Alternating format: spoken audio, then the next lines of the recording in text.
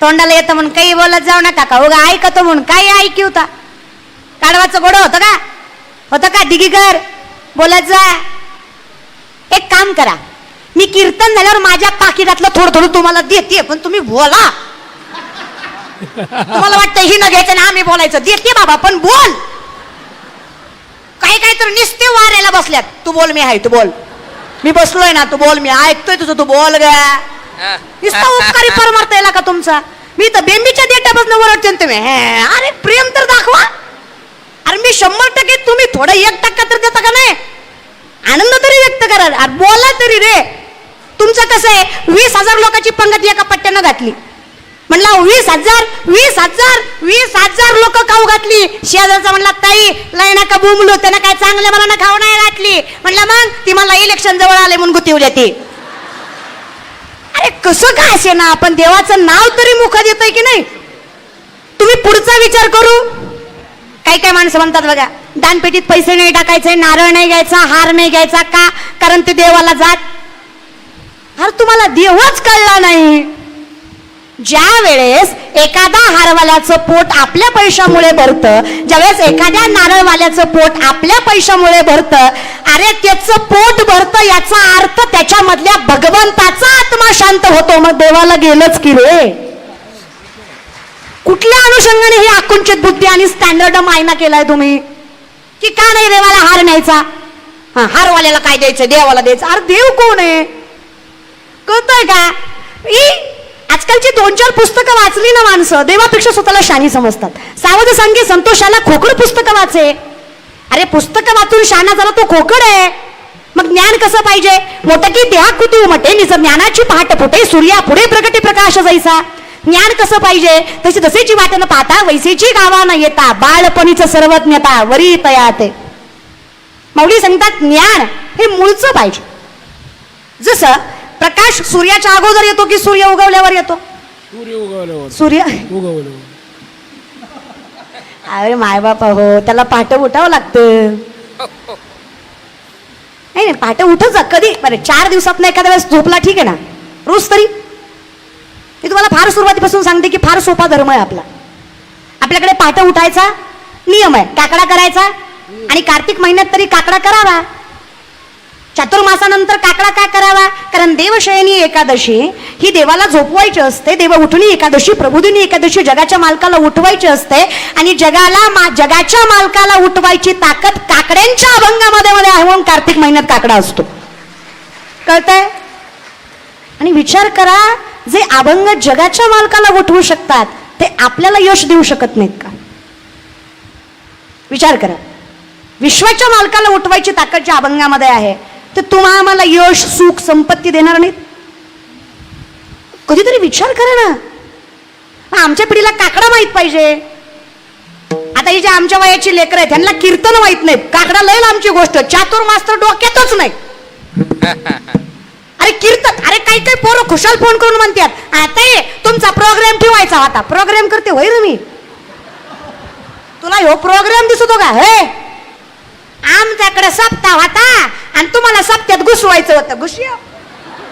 घुसव महाराज ह्यांना ही माणसं म्हणजे काय तुम्हाला डोंबऱ्याचा खेळ दिसतो का काय की तुम्ही वागवाल तसे आम्ही वागणार आणि तुम्ही म्हणाल तसे आम्ही नाचणार. अरे आम्ही नाचणार ते फक्त भगवंताच्याच तालावर हे कायम लक्षावा. अरे आमच्याशी नीट वागलात ना आमचं धोतर सोडून तुमची लाज राखू पण आमच्या नादी लागलात ना खाली झेंडा दांडावर करून धोतराची ताकद दाखवू. शळपाटलेले समजू नका रे. अरे गाव आमची माती आमची परंपरा आमची संस्कृती आमची. अरे पिढ्याने पिढ्या आमच्या पूर्वजांनी इथं देह पणाला लावला मग इथं साम्राज्य सुद्धा आमचंच असलं पाहिजे. विश्वासाने जगणारी माणसं आहेत ही. नम्रता संप्रदाय शिकवते पण त्याच ठिकाणी बाधा टाळायची सुद्धा या संप्रदायात ताकद आहे. ही जर जगाला सुखी करू शकते तर स्वतःचं सामर्थ्य सांभाळणार नाही का. काहीतरी विचार करत जा रे. खुशाल लोक की तुमचं तुम्हालाच आणावं लागतंय का आम्ही आणावं लागतंय. उगत दी तुझं सोयाबीन खुरपी दे मुकादमय मी दी गुत दी हे कारागीर आहे ह्यांना आणते माराय काय बोलताल का. त्याच्यापेक्षा भांगार तुमची सुपारी किती म्हण किती देतो सांग किती देता माझ्या आईच्या दारात सोन्याचं झाड आहे. विचार करा घरात किती असेल. जयाची आहे द्वारी अंगी आईसे बळ. माझ्या बापाची 65 लाखाची सावकारकी. माझ्या बापाची नाही, तुकोबरायाची. माझ्या बापाची नाही, आमच्या सगळ्यांच्या बापाची महाराज बरं का. कुठले संत गरीब आहेत सांगा. नाथ बाबांच्या घरीला पाहुणा सोन्याच्या ताटात आणि चांदीच्या वाटीत जेवत होता. अरे 800 लाखो माणसं कीर्तनाला बसायचे आणि नाथ बाबा प्रत्येकाला सोनं चांदी वाटायचे. एवढं सामर्थ्य नाथ बाबांमध्ये होतंय. अरे कुणाला टाळ्या वाजू वाटलं तर वाजवा, आमच्यासाठी का तरी वाजवीत जा. Hello hello. ह्याला आपल्याला खूप होत रे गरीब बिरीब. आणि काय स्टँडर्ड राहायचं. आजच्या कीर्तनकारांनी स्टँडर्ड राहायचं. धोतर घालायचं, जॅकेट घालायचं, पण टाईटच घालायचं. हे कलियुग आहे. हिथं दिसलं तर खपतय. हिथं ज्या साबणाने गोरं होतं ते साबण खपत नाही.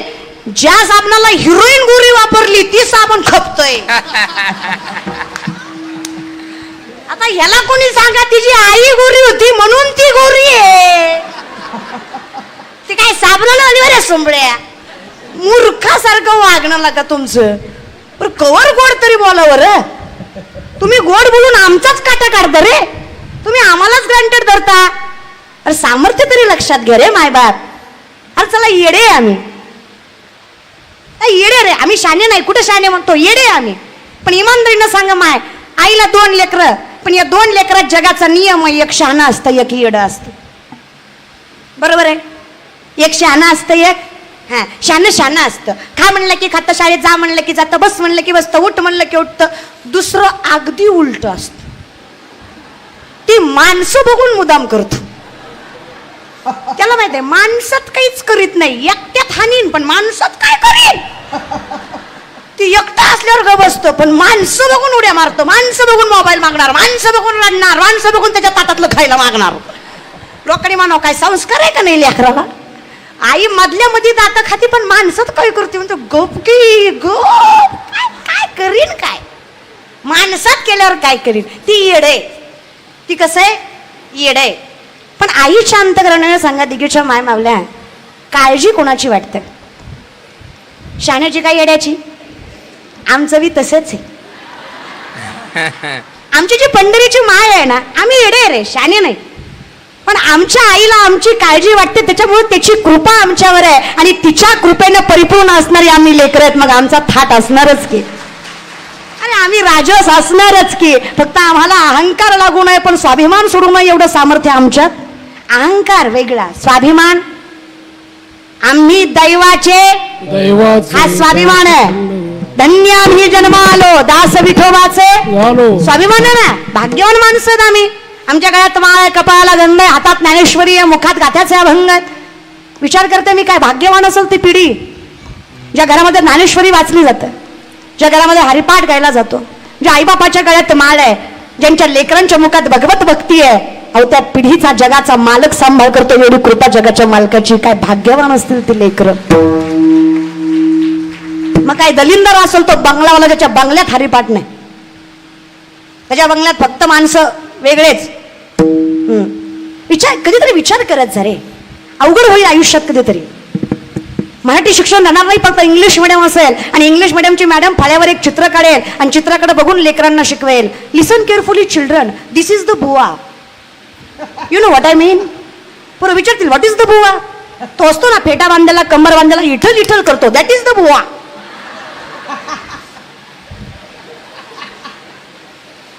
सॉरी. मग पोरं विचारतील मॅडम आजकाल दिसत नाही लाईक डायनासॉर. असा डायनासॉर नामशेष झाल्याचा बुवा बघायला पाहिजे नाही रे एका दिवशी. अरे पिढी सुद्धा बघा. आयुष्यात कीर्तन भजन ठीक आहे ना, नाही जमलं काही हरकत नाही रे. नाही कीर्तन ऐकता आलं, नाही भजनात बसता आलं, तरुण पिढी काही हरकत नाही. पण विचार करा, विश्वातलं सगळ्यात मोठं महायुद्ध 5000 वर्षापूर्वी घडलं ज्याचं नाव आहे महाभारत. विश्वातलं सगळ्यात मोठं महायुद्ध घडलं ज्याचं नाव आहे महाभारत. त्याचं कारण आहे स्त्रीची अवहेलना. हे ज्या लेकरांनी ऐकलं ती लेकरू देवासमोर बाया नाचवेल का. पण ज्याच्या कानावरच कधी पडलं नाही ते नाचवल्याशिवाय राहील का. ज्या पोरीला कळलं की सीतेनं 7 महिन्याचं लेकरू पोटात घेऊन वनवास भोगला, सत्वासाठी राजभोग सोडला, असं ऐकणारी पोरगी प्रेमासाठी आईबापाच्या नावाला कलंक लावेल का. पण जिनं कधी ऐकलंच नाही ती याचा विचार करेल का? मग तुम्ही याचा विचार करा की तुम्ही काय ऐकवताय. Think about it. कधीतरी गांभीर्याने विचार करा. गाथा ज्ञानेश्वरी हे जो मला लोअर क्लास वाटत असेल ना, तर काय तुम्ही कुठल्या अनुषंगाने आयुष्य जगताय? कारण 90% विज्ञान म्हणजे ज्ञानेश्वरी. या बल्बचा शोध 100-125 वर्षापूर्वी सायंटिस्टने लावला. मूर्ख आहेत आपण. 750 वर्षापूर्वी माऊली ज्ञानेश्वरीमध्ये सांगतात, उदकाचे नि आवेशे प्रगटले ते जलकलकीत दिसे तर या विजू माझे असे सरील काही. उदक म्हणजे पाणी, आवेश म्हणजे प्रेशर. पाण्याच्या प्रेशरने वीज निर्मिती होते. हे आपल्या ज्ञानोबरायांनी 750 वर्षापूर्वी ज्ञानेश्वरीमध्ये सांगितलेला विज्ञान म्हणायचं, याला वारकरी संप्रदाय म्हणायचं.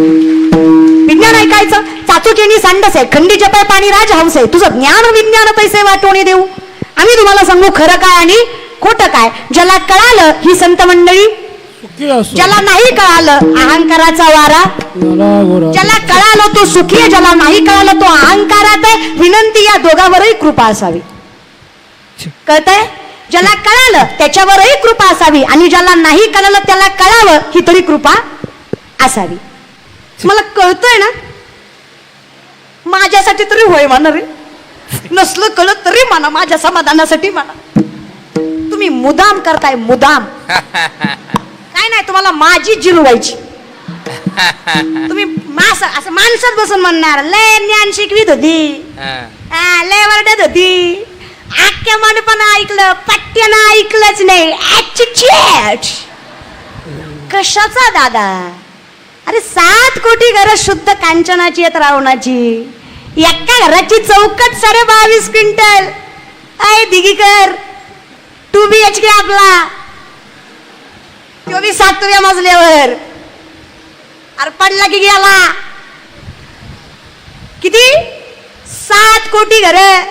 एका घराची एक चौकट 22.5 क्विंटल. असे 300 ते 400 चौकटी असणार एक घर. अशी 7 कोटी घर. सोन्याची, पितळ्याची, तांब्याची, काश्याची, चांदीची सोडून द्या, फक्त सोन्याची. 80,000 बायका, 1 लाख पोरं, 1.25 लाख नातू. अरे नवग्रहाच्या पायऱ्या कुबेर राखणीला, गाढव वळी गजानन सटवी करी बाळांतपण. ही सत्ता आहे रावणाची, तरी रामाच्या चरणावर मस्तक ठेवल्याशिवाय मोक्ष नाही. हे अटल सत्य आहे नामचिंतनाचं. अरे त्यांच्यासारखे मोठे महान शिवभक्त जर मोक्षप्राप्तीसाठी मस्तक ठेवल्याशिवाय, अहंकार सोडून दिल्याशिवाय पर्याय नाही. अरे काय आपलं काय काय धोंड्याचा महिना. अरे अर्धा तोळा घातला आपल्या सासऱ्यानं. महिनाभर स्टेटस टीव्हीत होता, लाडाचा जावाई गेला सासरवाड्याला. कवर अर्ध्या तोळ्यावर एवढं. आणि कुठला महाराज म्हणला रे तुम्हाला धोंड्यात जावाई खाऊ घालायचा असतो? या महाराजाला अंधारात नेऊन ठोकाला का? आणि हे कुणी काही करतं आजकाल. जावई म्हणे महाविष्णूचा अवतार आहे. अरे श्रावणात मटण खातो तो. विष्णूला काही स्टँडर्ड आहे का नाही? क्रायटेरिया वगैरे देवाचा. हे विचित्र लोक, विचित्र. वाईट वाटतं रे, वाईट. दुसरं काही नाही. कीव येते कीव. एका अपधर्मिक माणसाने, माझ्या वाणीला माफ करा, अपधर्मिक माणसाने मला एक प्रश्न विचारला. तो म्हणला, ताई तुमच्या श्रीकृष्णाने 16,108 बायका केल्या, त्या तुम्हाला जमता? आम्ही 2-4 केल्या तर आम्हाला नावं ठेवता. अरे भामट्या, तुला सांगणार कोण की कृष्ण कोणाला म्हणतात? तुला कळण्यासाठी अरे आजन्म नामचिंतन करावं लागेल, तरी पदरात पुण्य नाही पडणार. आणि हे डोकं वापरत जा. भगवान श्रीकृष्ण ते कंसाच्या कारावासात असणाऱ्या पोरी जगाच्या मालकाकडे याचना करतात की देवा, कंसाच्या कारावासात राहून आलो आम्ही, या विश्वाला तुम्ही ओरडून सांगितलं ना की या पोरी पवित्र आहेत, तरी हे जग ऐकणार नाही. कारण हे जग आहे, इथं देवाचं सुद्धा ऐकलं जात. ही लोक वाईट नजरेनंच बघणार आमच्याकडे, अपवित्रच समजणार आम्हाला, कोणी स्वीकार करणार नाही आमचा. मारावं एवढी विनंती आहे. जगाचा मालक मला तारणहार आहे. मी तारायचं कळतं, मला मारायचं कळत नाही. काळजी करू नका. या विश्वात जेव्हा जेव्हा तुमची आठवण काढली जाईल ना, त्याच्या समोर माझं नाव लागलं जाईल. एवढं सामर्थ्य तुमच्यात असेल, तुम्ही माझ्या पत्नी म्हणून ओळखला जाल. हे सामर्थ्य जगाच्या मालकाने त्या पोरींना दिलं. पण एकाही पोरीचा स्पर्शही केला नाही शरीराला, त्याला हिंदू धर्म म्हणायचा. भोग भोगोनी ब्रह्मचारी नवल केवडे केवडे, नकळे कान होवाचे कोडे. हे तू अरे काय कुठल्या आणि कसं रे? देव आहे तो. आणि राधाकृष्णाचं लग्न झालं नव्हतं म्हणे. तुम्हाला राधाकृष्ण माहित आहेत का? कोण राधा कोण कृष्ण हे दोन वेगळे आहेत का? मोहिनी स्वरूपामध्ये ज्यावेळेस भगवान श्रीकृष्णाने मोहिनीचं स्वरूप घेतलं विष्णू भगवंताने, त्यावेळेस सगळे देव बोलले, दैत्य बोलले, कारण अमृत दैत्यांकडे दैत्यांनी छलकपटाने घेतलं होतं, ते देवाकडे द्यायचं होतं. म्हणून मोहिनी स्वरूपामध्ये दैत्यालाही भूल पडावी इतकं सुंदर स्वरूप घेतलं. इतकं देखणं स्वरूप देवाचं बघून दैत्य भुलले, यात नवल नाही, देवही भुलले. प्रत्येक देवाच्या मनात वाटलं की अशी माझी पत्नी असावी. पण एकमेव सूर्यदेव होते ज्यांच्या मनात वात्सल्य निर्माण झालं आणि ज्यांना वाटलं इतकी गोंडस सालस जर माझी मुलगी असेल तर काय भाग्यवान बाप असेल मी, जर या मोहिनी स्वरूपासारखी देखणी पोरगी माझ्या पोटी जन्माला आली तर. काय मन स्वच्छ असेल त्या माणसाचं. सूर्यदेवाला, कारण देव कुठे, तुका म्हणे चित्त करारे निर्मळ येऊनी गोपाळ आहे तिथे. जगाचा मालक कुठे राहतो? जिथे मन स्वच्छ आहे. बरोबर. हृदय मंदिरी शोधून पाय, पण त्याच्यासाठी मन काय पाहिजे? स्वच्छ पाहिजे. चित्त कसं शुद्ध पाहिजे. मग इतकं शुद्ध चित्त ज्याचं आहे त्या सूर्यदेवाला भगवंतानी वर द्यावा. सूर्यदेवा, माझा आशीर्वाद आहे, द्वापार युगामध्ये जेव्हा मी श्रीकृष्ण म्हणून देवकी मातेच्या पोटी जन्माला येईल, त्याच जन्मात मी राधा म्हणून तुमच्या पोटी जन्माला येईल. आणि ती राधा इतकी सुंदर असेल, ते स्वरूप इतकं देखणं असेल, अशा लाखो मोहिनी ज्याच्या रूपावर भाळतात. अख्खं त्रैलोक्य ज्याच्यावर प्रेम करतं, तो त्रैलोक्य ना तिच्या प्रेमात असेल इतकं सामर्थ्य त्या राधेमध्ये असेल. ही राधा आहे रे. मग कोण राधा कृष्ण? काय फरक या दोघांमध्ये? नामाचीच अंतरे. मग आम्हाला जे वाटतं की राधा कृष्ण कल्पनेची, हे असत्य. आम्हाला देव वेगळा. तुम्ही मला सांगा, तुम्ही खाली बसलाय, मी वर बसलीये, वर उभा आहे, हा भेद आहे की व्यवस्था आहे? काय व्यवस्था आहे? तुम्हाला मी दिसावी, मला तुम्ही दिसावी केलेली व्यवस्था आहे. राम अवतार, कृष्ण अवतार, शिव अवतार, महारुद्र अवतार, अजून कुठलं तुम्ही जे कुठले भगवंत घ्याल, ही भगवंताची केलेली व्यवस्था आहे, याच्यात भेद नाहीये. मग देवते संत निमित्त त्या प्रतिमा. मग मागणारा आणि देणारा एकच असेल तर मागणं पूर्ण होणारच. बरं, मागणं जर जगाच्या हितासाठी असेल तर मागणं पूर्ण होणारच. रावणाच्या इच्छा पूर्ण नाही झाल्या, पण माऊलींची इच्छा पूर्ण झाली. का झाली? कारण ती जगाच्या हितासाठी होती. संसार दुःखाचा असेल तरी सुखाचं करायचं सामर्थ्य माऊली सांगतात, कारण त्याचं वर्म जाई नगे माये. तुमचं वर्म जर शाश्वत पद्धतीने सामर्थ्यवान आहे ना, वर्म बघा, जगाचा मालक मिळावा याच्यासाठी केलेली साधना म्हणजे वर्म आहे. जिथे द्वारकेचा राणा पांडवागरी हे आमचं फळ आहे, आसोनी संसारी हे आमचं कर्म आहे, तिथे हारी मुखे मना हे आमचं वर्म आहे. कळतंय? कर्म चुकत अदर्शनानुन संतत आणि कर्मानुबंधिनी मनुष्य लोके. ज्याला कर्म चुकवता आला तो योगी, ते माऊली. कळतंय? योगी तोही करीती परी कर्मे तेने न बंदी जाती. जे सांडिले आहे संगती अहम भावाची. कर्मालाही चुकवायची ताकद नामधारकामध्ये आहे. मग जिथे आम्ही वर्णन करतो, काळ गुलाम सलाम करी, काळ गुलाम सलाम करी, तू कया घरी रागत असे, तू कया घरी रागत असे, काळ गुलाम सलाम करी, काळ गुलाम सलाम करी, काळ गुलाम सलाम करी, गुलाम सलाम करी. हे सामर्थ्य काय? त्या नावडीने भावे. कोण तुकोपर आहे? तुकोपर आहे ज्या मातीहून चालतात ती माती विठ्ठल विठ्ठल म्हणते. ज्या दगडाला हात लावतात तो दगड पांडुरंग होतो. ज्या माणसाकडे बघतात तो माणूस विठ्ठलमय होतो. तुकोबराय कीर्तन करायला लागले पुणे जिल्ह्यामध्ये नायगावमध्ये मेलेला पोरगा उठून उभा राहतो. एवढं सामर्थ्य ज्या तुकोबरायांमध्ये. काय नावधारणा असेल त्या माणसाची? तर तो माणूस आहे का हे आम्हाला कळावं. ते व्यक्तिमत्व आहे का? नाही, तो अवतार आहे. ते व्यक्तिमत्व आहे का? नाहीये. ती कृपा आहे. चमत्कार आणि कृपा यात फार फरक आहे. महाराज लोकांच्या पाया पडल्यावर लेकरू होतं म्हण, माणूस आहे का भूतोय तू? अशी जर पाया पडण्यानी पोरं झाली असती, बायको बॉम्बलाई केली असती. भाषा माझी नाही, नमसे कन्या पुत्र होती तरी का करणे लागे पती, नेने फुंको कारण नाही एकांतीचे ज्ञान माझ्या तुकोबरायांची भाषा. कल्पनेची. कळतंय तुम्हाला? जो माणूस स्वतःचं कौतुक करतो, जो माणूस स्वतःचं कौतुक करतो तो परमार्थ करत नाहीये. पण जो व्यक्ती फक्त जगाच्या मालकाचं कौतुक करतो त्याच्यासारखा परमार्थ दुसरा कोणाचा नाहीये, हे कायम लक्षात ठेवा. कौतुक कोणाचं करावं? त्याचं तो आपलं करतो ना. वाऱ्या हाती माप चालेल सज्जन. कीर्तिमुख त्याचे नारायण. तो करतोय ना कौतुक. अहो, आजकालची लोक त्याच्या सोप्यावर बसा ती सोप्याचा पांगच फिरतोय. ते आपलं काय ऐकूनच घेत नाही. त्याच सांगणार मी याचा अध्यक्ष, त्याचा उपाध्यक्ष, त्याचा सचिव, त्याचा चेअरमन, त्याचा सरचिटणीस. आपल्याशिवाय गावचं पान हलत नाही साहेबाचं. आपलं लय जमतं ताटाला ताट लावून बसतो आपण साहेबाच्या. आणि आपली बायको लय मोठ्याची. हान मग आम्हाला आता हानतो का काय लागा. बर चल, काय वाटतं तुम्हाला? संतांच्या बायका गरीब होत्या. नामदेवरायांची बायको राजाई 3.5 क्विंटल सोन्याच्या पलंगावर माहेरी झोपायची. तर काय दिघीच्या माय मावल्या 3.5 क्विंटल सोन्याचा पलंग होता. नामदेवरायांच्या बायको राजाई मातेला माहेरी झोपायला तरी नवऱ्याच्या घरी जी शिवाय बोलत नव्हती. चहा म्हणजे पाणी म्हणजे जे तुमचं बरं आहे ना. आमची नावा ना हाका मारती. कधी येतो सचिन? अरे कधी येतो?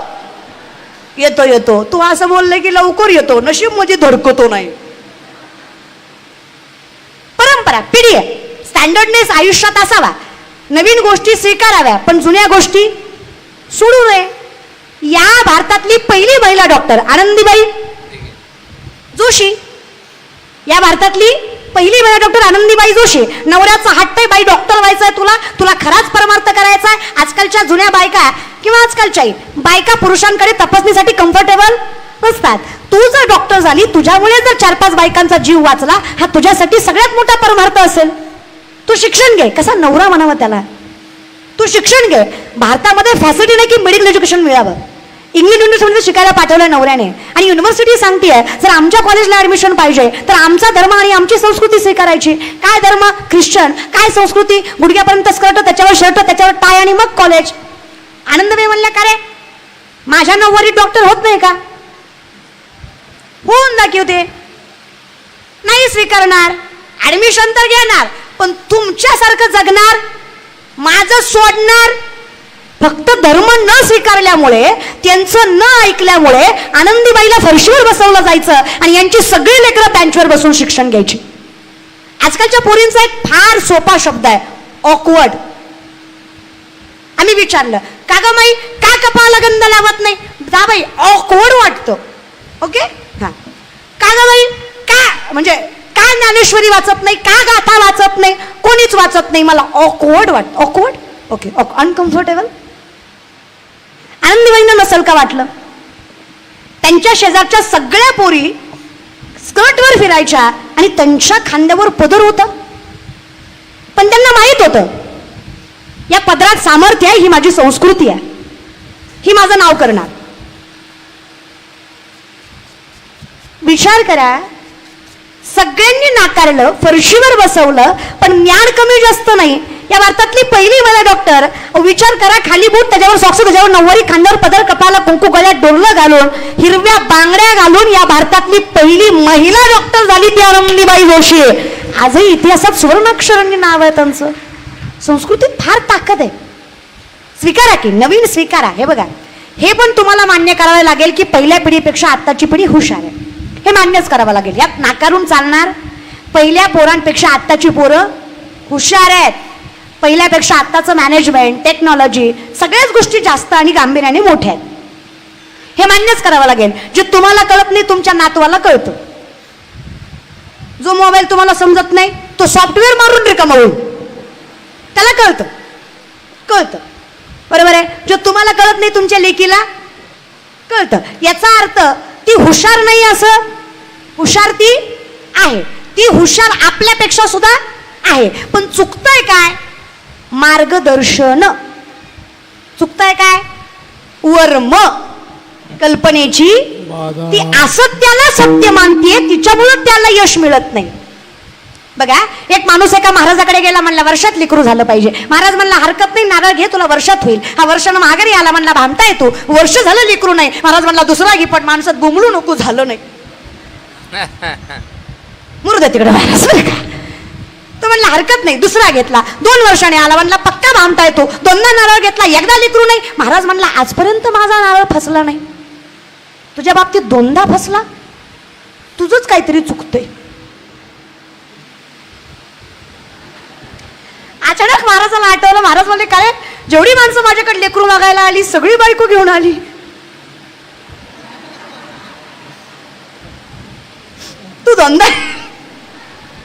तू दोनदाही एकटा आला. तुझी पत्नी कुठे आहे?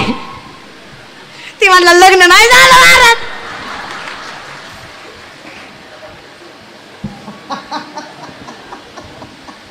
आप करा. तुम्ही सांगा दिगीकर किती नारळ दिल्यावर लेकरू होईल? मी सांगते किती भजन केल्यावर देव भेटल? अरे भावे विना भक्ती विना बळे विना शक्ती भावे विना ती न कळे निसंदेह गुरुविना अनुभव. मग द्वैताची झाडणी गुरुविन ज्ञान आणि तया कैचे कीर्तन घडेल नामी. काही माणसं म्हणतात ताई निघालतो कीर्तनाला पण आलो नाही. काय म्हणले आलो पण बसलो नाही. काय म्हणले बसलो पण मधनच गेलो काम होतं. काय म्हणले शेवटपर्यंत बसलो पण कळलंच नाही. तुझी चूकच नाही.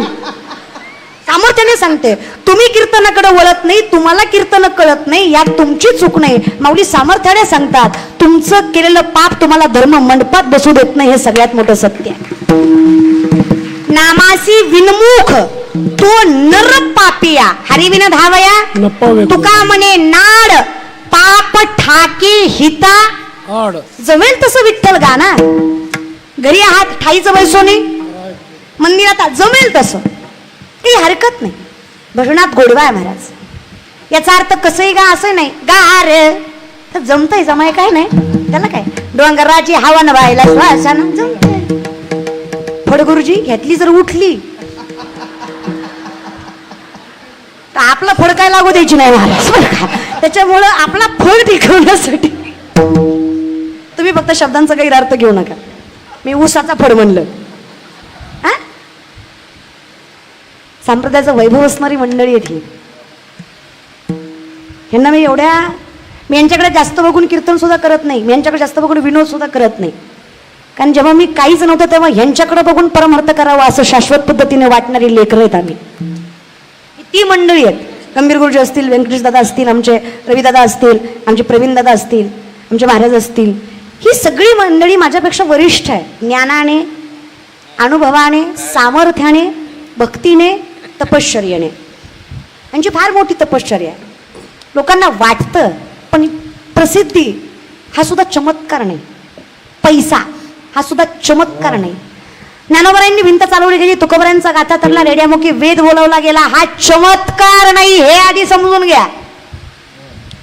कळतंय का? हा चमत्कार नाही. 36 वर्ष जगाच्या मालकांना नात्यांच्या घरी कावडीला पाणी वाहिलं हा चमत्कार नाही. 27 दिवस चोखोबरांच्या बायकोचं बाळणपण जगाच्या मालकानं साडी नेसून केलं हा चमत्कार नाही. हे संतांच्या तपश्चर्याचं फळ आहे ज्याला पांडुरंगाची कृपा साध्या भाषेत म्हटलं जातं. विचार करा ना. ज्या तुकोबारांनी 25 बैलगाड्या कर्जपत्रांच्या पाण्यात बुडवल्या इंद्रायणीमध्ये. किती? 25 बैलगाड्या कर्जपत्रांनी भरल्या होत्या.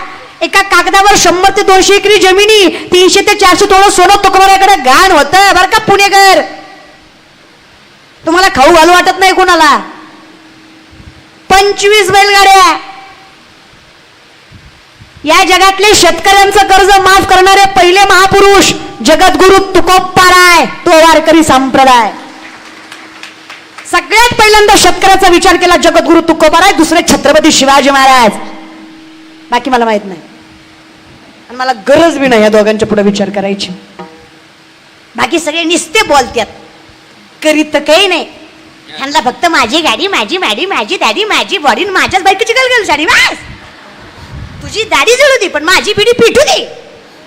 लोकच लय स्वार्थी निघाले दादा कलियुगात. पण हे म्हणा जाऊ दे तिकडे. आपल्याला काय करायचंय? आपण फक्त बोलावा विठ्ठल, पाहावा विठ्ठल, करावा विठ्ठल. काय बाकडी भानगडीतच पडायचं नाही बघा. आयुष्य लय दुःखी जातंय. कोण आला आणि कोण गेला म्हणलं की लय टेन्शन येतंय. कारण कधी कोण येईन आणि कोण जाईन ह्याचा भरवसा कलियुगात. त्यामुळे टीव्ही न लावलेलाच बरा. हा लय अवघड आहे दादा. हे कलियुग आहे. इथं कसं आहे गुरी बायको केली तरी म्हणतात बाबा याला बरी दिली, आणि काळी केली तरी म्हणतात आई गो यानं बरी केली. मग काय ब्रह्मचारी ठेवतात त्याला? अरे बायको तर करू द्या. लई लोकांचं सांगत नाही. Personal experience. शांत कीर्तन केलं नुसतं नेबळ आठवत नुसतं उभा राहतं त्याला काय कळाय. आणि जरा हसून खेळून एनर्जीने कीर्तन केलं. गेलतो कीर्तनाला, येत तर काय नाही जातीला, पण नाचू नाचू जिरी होती. करू काय, मरू का मरू, मारता का? अरे जगू तर द्या. लोकांचं लईच अवघड आहे महाराज.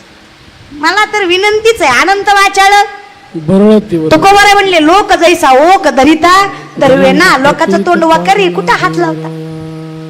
आसमान में जितने सितारे हो उतनी भी अगर शत्रु हो, आसमान में जितने सितारे हो उतनी भी अगर शत्रु हो, आपका बाल न बाका हो अगर हरी साथ हो. जगाचा मालक पाठीशी आहे ना.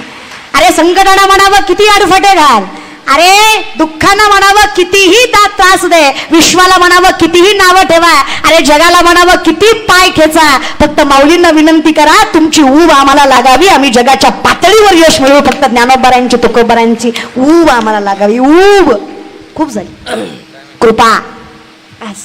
पण हे तपश्चर्याशिवाय शक्य.